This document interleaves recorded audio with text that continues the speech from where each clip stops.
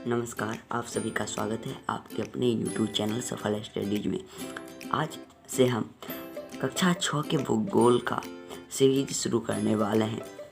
तो यदि आप हमारे चैनल पर नए हैं तो आप इस चैनल को सब्सक्राइब कर बेल आइकन बजा दें ताकि आपको अगले अध्याय और प्रत्येक अध्याय का स्टडी मटेरियल मिलता रहे और आप पढ़ते रहे इस चैनल के माध्यम से। तो चलिए आज हम कक्षा 6 के भूगोल का अध्याय 1 हमारा सौरमंडल का पूरा सारांश पढ़ेंगे और हम आपको अच्छी तरह से समझाते हुए भी चलेंगे। तो सबसे पहला है हमारा सौरमंडल का प्रश्न कि सौर परिवार का मुखिया कौन होता है। सौर परिवार का मुखिया होता है सूर्य। दोस्तों, सूर्य को सौर परिवार का मुखिया कहा जाता है। सौरमंडल जो है, सौरमंडल में सूर्य, क्षुद्रग्रह, उपग्रह और फिर ग्रह होते हैं। इसके साथ साथ तारे भी होते हैं। तो सौरमंडल का मुखिया सूर्य को माना जाता है। सूर्य से ही प्रकाश प्राप्त किया जाता है और विभिन्न ग्रह इन्हीं से प्रकाश प्राप्त करती हैं। सूर्य की सतह से उठती हुई आग की लपटें क्या कहलाती हैं? सौर प्रज्वाल। यानी सूर्य की सतह से उठती हुई आग की लपटें सौर प्रज्वाल कहलाती है।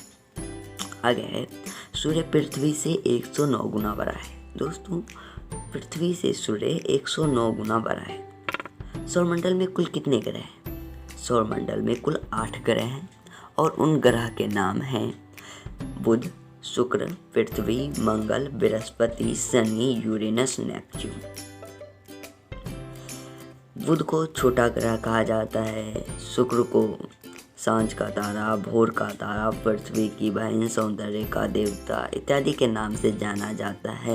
यहाँ तक सूर्य को सबसे चमकीला ग्रह भी कहा जाता है। पृथ्वी को नीला ग्रह, मंगल को लाल ग्रह और बृहस्पति को सबसे बड़ा ग्रह की संज्ञा दी गई है। शनि एक ऐसा ग्रह है जिसके चारों ओर छल्ले पाए जाते हैं। अरुण और वरुण 2 ग्रह हैं। सहोदर ग्रह यूरेनस को नेपच्यून का सहोदर कहा जाता है, अर्थात अरुण को वरुण का सहोदर कहा जाता है और वरुण को अरुण का सहोदर कहा जाता है। आगे है आकार के अनुसार ग्रहों का क्रम। घटते क्रम के आधार पर सबसे बड़ा ग्रह बृहस्पति है, बृहस्पति से छोटा ग्रह शनि, शनि से छोटा ग्रह अरुण और उसके से छोटा ग्रह वरुण, वरुण से छोटा ग्रह पृथ्वी, पृथ्वी से छोटा ग्रह शुक्र, शुक्र से छोटा ग्रह मंगल और मंगल से छोटा ग्रह बुध। अगर हम बढ़ते क्रम के आधार पर चले तो बुध से बड़ा ग्रह मंगल, मंगल से बड़ा ग्रह शुक्र, शुक्र से बड़ा ग्रह पृथ्वी, पृथ्वी से बड़ा ग्रह वरुण, वरुण से बड़ा ग्रह अरुण, अरुण से बड़ा ग्रह शनि और शनि से बड़ा ग्रह बृहस्पति है। अब हम सूर्य से दूरी के अनुसार ग्रहों का क्रम देखेंगे। सूर्य से दूरी के अनुसार ग्रह के क्रम कुछ इस तरह से हैं। बढ़ती दूरी के क्रम में बुध, उसके बाद शुक्र, शुक्र के बाद पृथ्वी, पृथ्वी के बाद मंगल, मंगल के बाद बृहस्पति, बृहस्पति के बाद शनि, शनि के बाद अरुण, अरुण के बाद वरुण। आगे है पृथ्वी से दूरी के अनुसार ग्रहों का क्रम। पृथ्वी से दूरी के अनुसार ग्रहों का क्रम बढ़ती दूरी के आधार पर कुछ इस तरह से है। पृथ्वी से सबसे नज़दीकी ग्रह शुक्र है, शुक्र के बाद मंगल, मंगल के बाद बुध, बुध के बाद बृहस्पति, शनि, अरुण और वरुण है। तो पृथ्वी से दूरी के अनुसार ग्रहों का क्रम आपने देख लिया, सूर्य से दूरी के अनुसार ग्रहों का क्रम देख लिया, आकार के अनुसार उनके क्रम को आपने देख लिया। तो चलिए अब हम थोड़ा थोड़ा करके सभी ग्रह के बारे में जो कक्षा 6 के सिलेबस में हैं उतना जानेंगे। तो बुध ग्रह। बुध ग्रह सूर्य से सबसे निकटतम ग्रह किसे कहा जाता है? बुध ग्रह को। सौरमंडल का सबसे छोटा ग्रह कौन सा ग्रह है? बुध ग्रह है। बिना उपग्रह वाला ग्रह बुध ग्रह है और इसके अतिरिक्त सूर्य शुक्र ग्रह है। चंद्रमा के सदृश ग्रह किसे कहा जाता है? बुध ग्रह को कहा जाता है। सर्वाधिक गर्म ग्रह कौन सा ग्रह है? तो बुध ग्रह। सबसे छोटा ग्रह कौन सा है? बुध ग्रह, जो कि पॉइंट नंबर 1 नहीं है। आगे है शुक्र ग्रह। तो पृथ्वी के सबसे निकटतम ग्रह शुक्र ग्रह, इसलिए शुक्र ग्रह को पृथ्वी की बहन भी कहा जाता है। सबसे चमकीला ग्रह कौन सा ग्रह है? शुक्र ग्रह। एक ऐसा ग्रह जिसका कोई उपग्रह नहीं है, शुक्र, और मैंने आपको बताया बुध। सांझ का तारा किस ग्रह को कहा जाता है? शुक्र ग्रह। भोर का तारा किस ग्रह को कहा जाता है? शुक्र ग्रह। सौंदर्य का देवता किस ग्रह को कहा जाता है? शुक्र ग्रह। पृथ्वी का जुड़वां किस ग्रह को कहा जाता है? तो शुक्र ग्रह को पृथ्वी का जुड़वां कहा जाता है। आगे है पृथ्वी। अगला ग्रह है पृथ्वी, जिस पर हम निवास करते हैं। तो पृथ्वी को नीला ग्रह भी कहा गया है। सौरमंडल का सर्वाधिक घनत्व वाला ग्रह है पृथ्वी। जलीय ग्रह की संज्ञा पृथ्वी को दी गई है। पृथ्वी के केवल एक उपग्रह है, वो है चांद।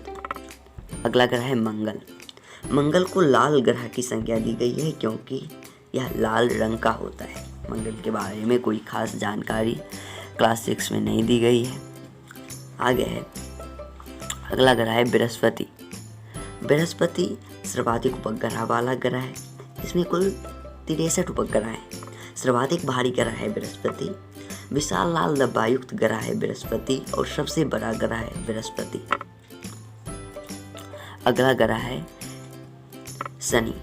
शनि एकमात्र ऐसा ग्रह है जिसके चारों ओर छल्ले पाए जाते हैं।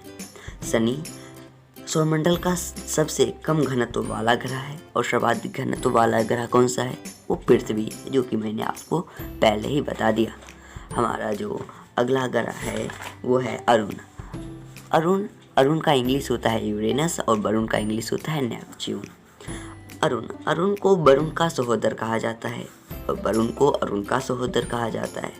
आदि ग्रह की संज्ञा अरुण को दी गई है, यानी यूरेनस को आदि ग्रह की संज्ञा दी गई है। वरुण सबसे ठंडा ग्रह है। सौरमंडल का सबसे ठंडा ग्रह है वरुण। वरुण को हरा ग्रह की संज्ञा दी गई है। सूर्य से सबसे दूर ग्रह कौन सा ग्रह है? वरुण। पृथ्वी से सबसे दूर सा ग्रह कौन सा है? वरुण। तो आगे कुछ इस तरह से है। कुछ छोटे छोटे प्रश्न हैं, वन लाइनर क्वेश्चंस। सबसे छोटा उपग्रह है डीमोस। बिना उपग्रह वाला ग्रह कौन सा ग्रह है? तो बुध और शुक्र, जो कि मैंने आपको पहले ही बता दिया। वरुण ग्रह के खोजकर्ता कौन है? जॉन गैले। पृथ्वी का सहचर किसे कहा जाता है? चंद्रमा। सर्वाधिक चमकीला तारा कौन सा तारा है? साइरस। यम के खोजकर्ता कौन है? क्लाइड टॉम्बे। अरुण के खोजकर्ता कौन है? William Herschel. सौरमंडल का जन्मदाता किसे कहा जाता है? सूर्य को। अगला प्रश्न है प्लूटो को क्षुद्र ग्रह की संज्ञा दी गई है। तारों का अपना प्रकाश होता है। सूर्य एक प्रकार का तारा ही है। जी हाँ दोस्तों, सूर्य एक प्रकार का तारा ही है क्योंकि यह स्वयं प्रकाश उत्सर्जित करता है, न कि अपने ऊपर पड़ने वाले प्रकाश को परावर्तित करता है। सूर्य के प्रकाश को पृथ्वी तक पहुंचने में कितना समय लगता है? 8 मिनट 20 सेकेंड। सूर्य और पृथ्वी के बीच की दूरी कितनी है? 15 करोड़ किलोमीटर। टोटल डिस्टेंस है 14,96,20,000 किलोमीटर। पृथ्वी का जलीय भूभाग 71% है। पृथ्वी का स्थलीय भूभाग 29% है। पृथ्वी का एकमात्र उपग्रह चांद है। चंद्रमा के प्रकाश को पृथ्वी तक पहुंचने में कितना समय लगता है? 1.25 सेकेंड के आसपास लगता है चंद्रमा के प्रकाश को पृथ्वी तक पहुंचने में। चंद्रमा को पृथ्वी की एक परिक्रमा पूरी करने में कितना समय लगता है? 27 दिन 8 घंटे। सबसे बड़ा उपग्रह गैनीमीड है। बृहस्पति का उपग्रह गैनीमीड सौरमंडल का सबसे बड़ा उपग्रह है। इसका व्यास 5,268 किलोमीटर है। द्रव्यमान इसका है पृथ्वी के 2.25 गुना ज़्यादा है इसका द्रव्यमान। शनि का सबसे बड़ा उपग्रह है टाइटन और बृहस्पति का सबसे बड़ा उपग्रह है गैनीमीड। क्षुद्र ग्रह सूर्य के चक्कर लगाते हैं। क्षुद्र ग्रह मंगल और बृहस्पति की कक्षाओं के बीच होते हैं। सबसे बड़ा क्षुद्र ग्रह है सीरस। टूटते हुए तारे होते हैं उल्कापिंड। जो टूटते हुए तारे होते हैं ना, आकाश से वो वास्तव में तारों का टुकड़ा नहीं होता, वे उल्कापिंड होते हैं। आकाशगंगा क्या है? सौरमंडल में रास्ते की तरह दूर तक असंख्य तारों की फैली चौड़ी सफ़ेद चमकदार पट्टी ही आकाशगंगा कहलाती है। दोस्तों, इसे आप नोट करते चले जाइए क्योंकि ये बहुत ही ज़्यादा इम्पोर्टेंट है। सप्तऋषि किस दिशा में होती है? उत्तर दिशा। जी हाँ दोस्तों, सप्तऋषि उसी दिशा में होती है जिस दिशा में ध्रुव तारा होता है, यानी उत्तर दिशा में ही होता है। सप्तऋषि का नामकरण 7 ऋषियों के आधार पर किया गया है। ऋतु पुलह पुलस्त्य अत्रि, वशिष्ठ, अंगिरा, मरीचि। यूनानी ग्रंथों के अनुसार इन सप्त ऋषियों के नाम कुछ इस तरह से हैं: alpha, beta, gamma, delta, epsilon, एटा, जेटा। ठीक है। आगे ऋतु और तुला को मिलाने वाली रेखा उत्तर दिशा का सूचक होती है। आगे है ध्रुव तारा। ध्रुव तारा उत्तर दिशा में स्थित एक तारा होता है जिस दिशा में सप्तऋषि पाए होते हैं अवस्थित। ध्रुव तारा उत्तरी गोलार्ध में पृथ्वी के उत्तरी अक्ष पर अवस्थित होता है। विषुवत रेखा पर किसी भी स्थान से देखने पर ध्रुव तारा क्षितिज पर दिखाई पड़ता है। क्षितिज से ध्रुव तारे की ऊंचाई के कोण का डिग्री अक्षांश के डिग्री के बराबर होता है। अब हम राशि के बारे में जानेंगे। तो राशियों की टोटल संख्या 12 है। मेष, मिथुन, मकर, मीन, कर्क, कन्या, कुंभ, तुला, धनु, सिंह, वृष, वृश्चिक। दोस्तों आप इसे आसानी से याद भी रख सकते हैं क्योंकि मौ से 4 राशियां हैं, कौ से 3 राशियां हैं और वौ से 2 राशियां हैं। तो आप इस तरह से याद रखेंगे तो आपको ऐसे ही 9 याद हो जाएंगे और एक्स्ट्रा आप याद रखेंगे तुला, धनु, सिंह, तो आपको ये भी आसानी से याद हो जाएगा। दोस्तों आप किस राशि के हैं, वीडियो के कमेंट बॉक्स में आप कमेंट जरूर करें। हमारा अगला टॉपिक आता है इस अध्याय का नक्षत्र। पृथ्वी के चारों ओर विभिन्न तारों के समूह नक्षत्र कहलाते हैं जो हमारे पुराण वेदों के अनुसार होते हैं कुछ इस तरह से। नक्षत्रों की कुल संख्या कितनी होती है? 27 होती है। पृथ्वी को एक नक्षत्र को पार करने में कितना समय लगता है? तो 14 दिन लगते हैं। अर्थात नक्षत्रों की कुल अवधि कितनी होती है? 14 दिनों की होती है। हमने अभी भी पढ़ा कि नक्षत्रों की कुल संख्या 27 है। अब हम उन 27 नक्षत्रों के नाम जानेंगे। तो वे नाम कुछ इस तरह से हैं: अश्विनी, भरणी, रोहिणी, पूर्वा फाल्गुनी, उत्तरा फाल्गुनी, कृतिका, मृगशिरा, आद्रा, अश्लेषा, मघा, हस्त यानी हथिया, चित्रा, विशाखा, अनुराधा, घनिष्ठा, सतवीसा, पुनर्वसु, पुष्य, स्वाति, ज्येष्ठ, मूल, पूर्वा आषाढ़, उत्तरा आषाढ़, श्रावण, पूर्वा भाद्रपद, उत्तरा भाद्रपद और रेवती। तो ये नक्षत्रों के नाम थे। आप चाहें तो इसे याद भी रख सकते हैं। ऐसे तो क्लास 6 में आपको इतना याद रखने की ज़रूरत नहीं है, लेकिन आप याद कर सकते हैं, इसमें कोई दिक्कत नहीं है। अब हम ग्रहों की परिक्रमा अवधि और उपग्रहों की संख्या का विवरण देखेंगे कि सौरमंडल में उपस्थित विभिन्न ग्रह को अपने अक्ष पर घूर्णन करने में कितना टाइम लगता है और सूर्य के चारों ओर चक्कर लगाने में कितना टाइम लगता है और उनके पास कितने उपग्रह हैं। तो हम आपको पहले ही बता चुके हैं कि बुध और शुक्र उपग्रहों की संख्या कितनी है? 0 है, जो कि आप विभिन्न ग्रहों के परिचय में ही आपने जान लिया है। पृथ्वी के कुल उपग्रह हैं 1, मंगल के उपग्रहों की संख्या 2, बृहस्पति के उपग्रहों की संख्या 63, जिसमें से एक गैनीमीड भी है जो सौरमंडल का सबसे बड़ा उपग्रह है। शनि के उपग्रहों की संख्या 62, अरुण के उपग्रहों की संख्या 27 और वरुण के उपग्रहों की संख्या 13। हमने आपको बताया शनि के 62 उपग्रहों में सबसे बड़ा उपग्रह का क्या नाम है, तो हमने आपको बताया है। आप कमेंट बॉक्स में हमें कमेंट कर बताइए। बुध को अपने अक्ष पर घूर्णन करने में 58.6 दिन का समय लगता है और सूर्य के चारों ओर चक्कर लगाने में 87.97 दिन लगते हैं। सूर्य का घूर्णन समय 243 दिन है और परिभ्रमण समय 224.7 दिन है।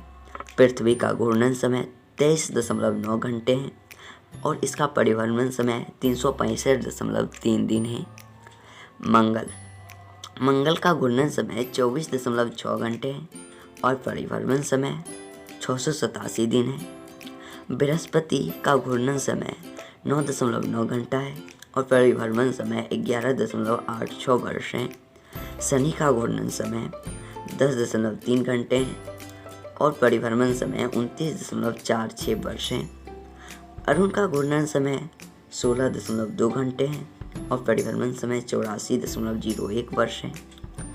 वरुण का घूर्णन समय 18.5 घंटे है और परिभ्रमण समय 164.80 वर्ष है। तो दोस्तों कक्षा 6 के अध्याय 1 हमारा सौरमंडल में बस इतना ही है और आप इस कॉन्सेप्ट को अच्छी तरह से एक बार और समझ ले ताकि आपको अच्छी तरह से याद हो जाए। और हाँ दोस्तों, यदि आपको ये वीडियो अच्छा लगा हो तो आप इस वीडियो को लाइक ज़रूर करें और हाँ, अपने सहपाठियों की सहायता के लिए आप इस वीडियो को शेयर अवश्य करें। यदि आप हमारे चैनल पर नए हैं तो आप इस चैनल को सब्सक्राइब कर बेल आइकन बजा दें ताकि आपको कक्षा 6 के अध्याय 2 का अगला वीडियो मिल सके। तो चलिए आज के लिए बस इतना ही। धन्यवाद।